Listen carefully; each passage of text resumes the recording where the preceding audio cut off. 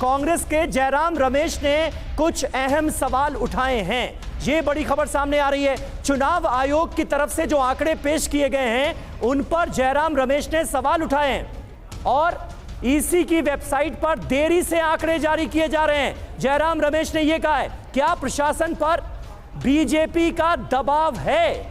ये सवाल उठाया है जयराम रमेश ने। कुमार विक्रांत हमारे साथ इस वक्त कांग्रेस हेडक्वार्टर से मौजूद हैं। कुमार, क्या कहने की कोशिश है? जो सवाल उठाए गए हैं जयराम रमेश की तरफ से वो तो बहुत गंभीर है।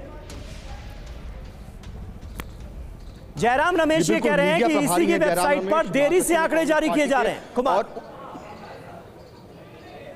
जी बिल्कुल, ये सारी जानकारी कांग्रेस के सारे प्रवक्ताओं को दी गई है कि इसी लाइन पर वो अपनी बात रखें। हमारे साथ कांग्रेस के प्रवक्ता और हरियाणा के कोऑर्डिनेटर आलोक शर्मा मौजूद हैं। आलोक जी, जयराम रमेश सवाल उठा रहे हैं चुनाव आयोग पर, यानी हार रहे हैं तो नाच ना जाने आंगन टेढ़ा। देखिए, मुझे लगता है कि इलेक्शन कमीशन पिछली बार भी जिस तरह से लोकसभा के समय पर बहुत स्लोली अपने यहाँ पर अपडेट कर रहा था और उसके बाद फर्स्ट फेज के बाद 6 से 7% वोट का डिफरेंस निकला था, आज भी उसी तरह का उनका पैंतरा नज़र सामने आ रहा है कि वो बहुत स्लोली उसको अपलोड कर रहे हैं।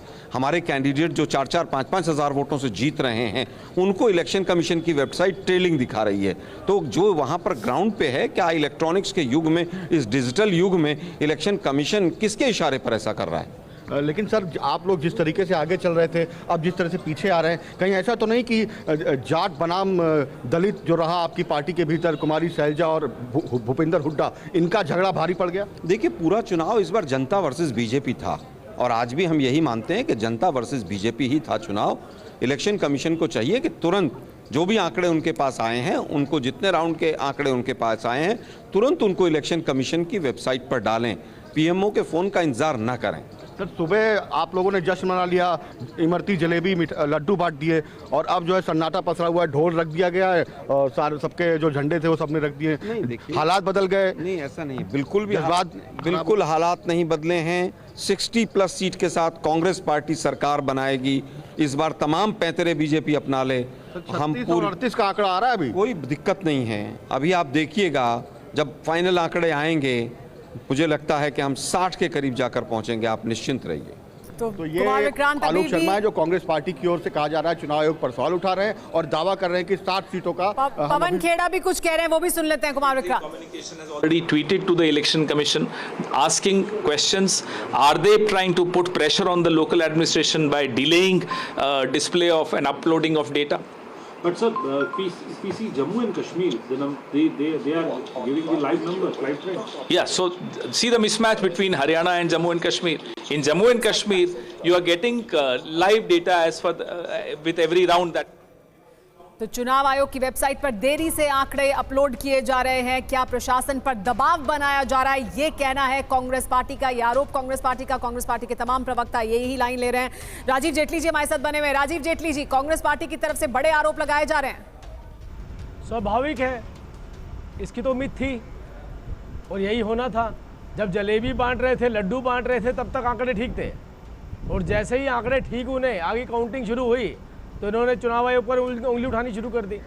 तो ये ऐसा नहीं है कि पहला चुनाव है, लगातार देखिए आप, जब भी चुनावों के अंदर हार मिलती है तो उसके बाद ये पहला जो क्वेश्चन उठाते हैं वो उठाते ही केवल और केवल चुनाव आयोग के ऊपर है। जिन राज्यों के अंदर इनकी सरकार बन जाती है वहाँ पर चुनाव आयोग ठीक हो जाता है, आंकड़ों की स्पीड भी ठीक रहती है।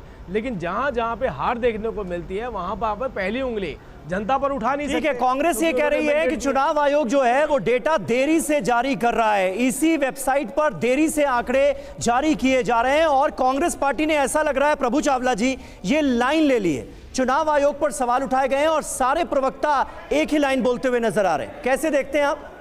भाई, सुबह से देख रहा हूँ मैं, जब घर से निकला था चुनाव आयोग के ऊपर हरियाणा के बहुत रतन कम दिखाए जा रहे थे। सडनली 1 घंटे के अंदर काफ़ी तेज़ी से इलेक्शन कमीशन जो है एक्टिव हुआ है। अगर 10 राउंड पूरे हो गए हैं जिस तरह से वो चार्ज लगा रहे हैं, क्योंकि इलेक्शन कमीशन ऑफिशियल एजेंसी है, उनके ऑफिशियल तरीके होते हैं, 10 जगह स्ट्रक्चर है, पहले एक रिपोर्ट लिखेगा, दूसरा हाँ करेगा, तीसरा चौथा करेगा, तो नेचुरल होता है कई बार डिले होना किसी भी गवर्नमेंट एजेंसी के अंदर, परंतु अल्टीमेटली रिजल्ट तो बदल नहीं सकता है इलेक्शन कमीशन। कांग्रेस पार्टी की तरफ से क्या कहा जा रहा है? कुमार विक्रांत के साथ पवन खेड़ा भी जुड़ गए। विक्रांत, जयराम रमेश भी उनके साथ मौजूद है। जी बिल्कुल, कांग्रेस की मीडिया टीम यहाँ पर मौजूद है। जी बिल्कुल, कांग्रेस की मीडिया टीम, मीडिया प्रभारी और पवन खेड़ा दोनों यहाँ पर मौजूद हैं और जो जयराम रमेश ने एक लाइन ली है चुनाव आयोग को लेकर, उसी लाइन को सारे प्रवक्ताओं को बता दिया गया है और उसी लाइन पर सब लोग बात कर रहे हैं। अभी हमने आलोक शर्मा से बात की जो हरियाणा के कोऑर्डिनेटर थे और अब पवन खेड़ा जी हमारे साथ है। पवन जी, ये क्या हुआ कि जब तक जीत रहे थे तब तक ठीक था और जब हारने लगे तो चुनाव आयोग से शिकायत? नहीं, चुनाव आयोग लोकसभा में भी अगर आपने देखा हो, अचानक रोक दिया गया, आंकड़े अपडेटेड नहीं हैं, आप चौथे पांचवें राउंड के बाद अपडेट कर ही नहीं रहे और आप सब जो चैनल्स दिखा रहे हैं जैसे हमेशा दिखाते थे, आप खुद काउंटिंग सेंटर से अपडेट करते रहते थे 11 राउंड हो गए, 12 राउंड हो गए, अब आप भी वो नहीं दिखा रहे, आप भी निर्भर कर रहे हैं चुनाव आयोग पर। तो जयराम रमेश जी ने यही सवाल पूछा कि क्या स्थानीय प्रशासन पर कोई दबाव डालने की कोशिश की जा रही है? आंकड़े दिखाए ही नहीं जा रहे। जम्मू कश्मीर में आप दिखा रहे हैं, यहाँ नहीं दिखा रहे। हमारे कंट्रोल रूम में 11-12 राउंड हो चुके हैं हर सीट पर, लेकिन आंकड़े अगर आप देखेंगे तो वही 5वें 6ठे राउंड के चल रहे हैं। विनेश फोगाट जी का उदाहरण लीजिए, आपके सारे आंकड़े जो दिखा रहे हैं वो पीछे चल रही हैं। लेकिन वो जब हमने अपडेट किया, सुप्रिया जी और सबने बोला टीवी पर जाकर कि नहीं वो आगे चल रही हैं, तब जाकर आपने अपडेट किया। तो ये हम चुनाव आयोग से सवाल पूछ रहे हैं। तो इसके लिए क्या आपकी टीम कोई चुनाव आयोग जाकर अभी वो निर्णय लेंगे, हम अभी चुनाव आयोग से सवाल अभी पूछा है, इंतजार कर रहे हैं कि एक्शन लें। सर अगला कदम क्या मतलब आप लोग उठाने जा रहे हैं? क्या कोई ऐसा फैसला हुआ है कि चुनाव आयोग आपके प्रतिनिधिमंडल जाएगा? इंतजार कीजिए, देखते हैं कि क्या अपडेट टाइम पर करते हैं या नहीं करते। हमारे कंट्रोल रूम का जो डेटा है उससे हम टैली भी कर रहे हैं चुनाव आयोग के डेटा को। जी जयराम जी, आप कुछ कहना चाहेंगे? पवन जी ने कह दिया जी।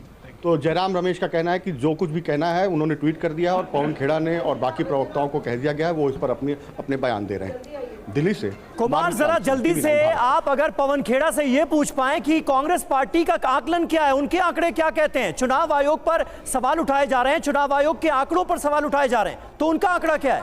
कांग्रेस का कहना है बार बार वो यही कि 60 सीटें हम मान रहे हैं कि हमारी 60 सीटें आएंगी, जैसा आलोक शर्मा ने कुछ देर पहले TV9 से कहा। जी।